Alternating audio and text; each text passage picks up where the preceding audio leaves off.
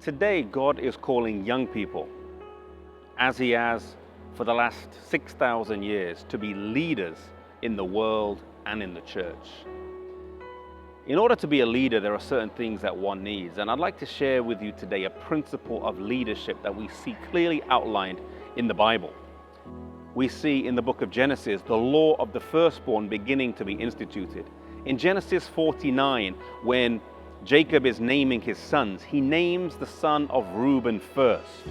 In Exodus chapter 13, the law of the firstborn, we see further institutionalized, you might say, with the Passover, where the firstborn, they had to put the blood on the doorpost in order for the firstborn to live.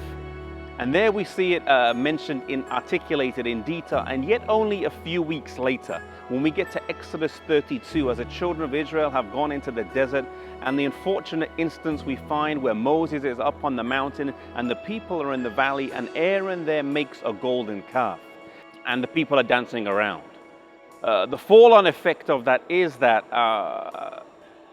when God is asking for someone to execute discipline or in Israel, the tribe of Levi was not the firstborn, but they were the ones after the golden calf incident who were the ones who were instituted as being the priests in Israel. The tribe of Levi were the priesthood. We see this articulated in Numbers 8 verse 18, where the Bible says, "I have taken the children of Levi for the firstborn of Israel." In other words, the Levites were to replace the firstborn in Israel. And so we see one of the key principles of leadership is to be faithful. Faithfulness is a principle or a condition of true godly leadership.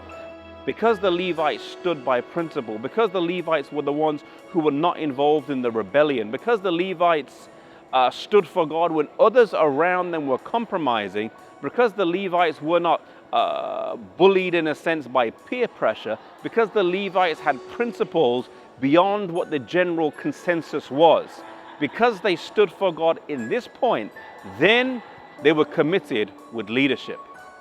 God entrusts those who are faithful to Him, and it's a principle of true, key, godly leadership. Later on in the Old Testament, when we see the Levites losing their faithfulness, and later on we see Jesus comes down as our priest and our king as He lived here on earth. The Bible tells us in Hebrews chapter 7 that He did not assume the priesthood because He was firstborn, but because He had the power of an indestructible life. We also are asked to be priests and kings in this world today.